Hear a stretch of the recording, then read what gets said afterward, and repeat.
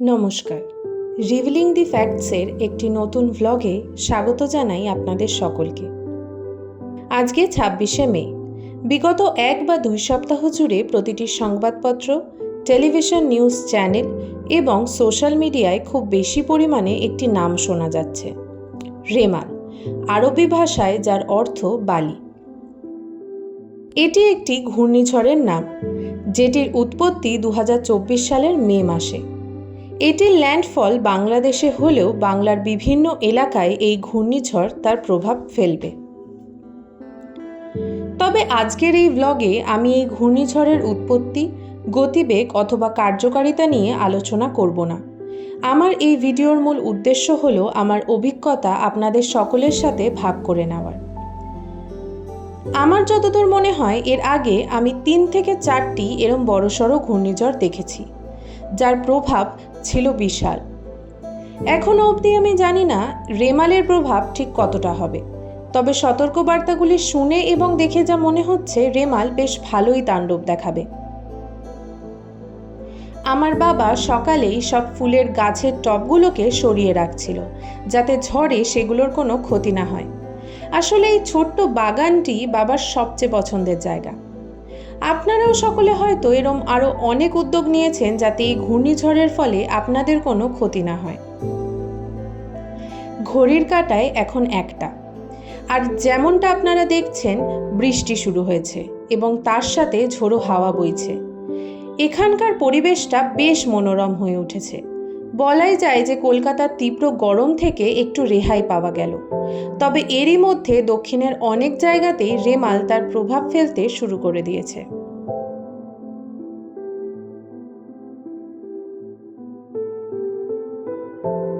এখন বিকেল ৪টে। একটু ছাদে গিয়েছিলাম আশেপাশের পরিবেশটা দেখতে। চারিদিক মেঘাচ্ছন্ন, বৃষ্টি পড়েই চলেছে। হাওয়ার গতিবেগ ধীরে ধীরে বাড়ছে। ফোনে সতর্ক বার্তা আসছে, সবাই আজকে গৃহবন্দী। এখন বাজে প্রায় ৮:৩০। এখনও অবধি কলকাতায় রেমালের প্রভাব পড়েনি বললেই চলে। তবে বৃষ্টি থেমেছিল মাঝে, কিন্তু হাওয়ার গতিবেগ ক্রমশ বৃদ্ধি পাচ্ছে। রাত্রি ১১টা নাগাদ হাওয়ার গতিবেগ খুব বেড়ে গিয়েছিল এবং তার সাথে হচ্ছিল প্রবল বৃষ্টি। তাই বাইরে যাওয়ার আর সুযোগ হয়নি। বাড়ির ভেতর থেকেই যেটুকুনি ভিডিও করতে পেরেছি তা আপনাদের সামনে তুলে ধরলাম। প্রায় সারা রাতি বৃষ্টি হয়েছে। এখন বাজে ৯টা। সপ্তাহের প্রথম দিন, তাই যে যার কাজে বেরোনোর তোড়জোড় করছে, কিন্তু এই বৃষ্টি থামার নাম নেই। যথারীতি সারা রাত বৃষ্টি হওয়ার ফলে রাস্তায় জল জমে গেছে এবং এই জল নামতে কত সময় লাগবে তা কারোর জানা নেই। তবে এরই মধ্যে দিয়ে সবাইকে যাতায়াত করতে হচ্ছে। এই জল জমে অনেকটা অসুবিধে হয় সবার, আর ইনফেকশন ছড়ানোর ভয়টাও থেকে যায়। প্রায় ৫টা ১৫ মতন বাজে। এখন চারিদিক শান্ত, বৃষ্টি থেমেছে, ঝোড়ো হাওয়াও প্রায় নেই। এক অদ্ভুত নিস্তব্ধতা চারিদিকে। তবে ঝড়ের পর আকাশটা খুবই সুন্দর দেখাচ্ছে।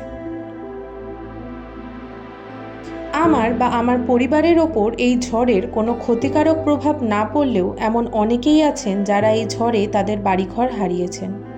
এই ঝড় অনেক মানুষের প্রাণও কেড়ে নিয়েছে। আসলে প্রকৃতির প্রতি আমাদের দায়িত্ববোধ দিন দিন কমে যাচ্ছে, আর তাই এই ঘূর্ণিঝড়গুলোর গতিবেগ প্রত্যেক বছর বেড়েই চলেছে। আর তার সাথে তো অন্যান্য প্রাকৃতিক দুর্যোগ রয়েছেই।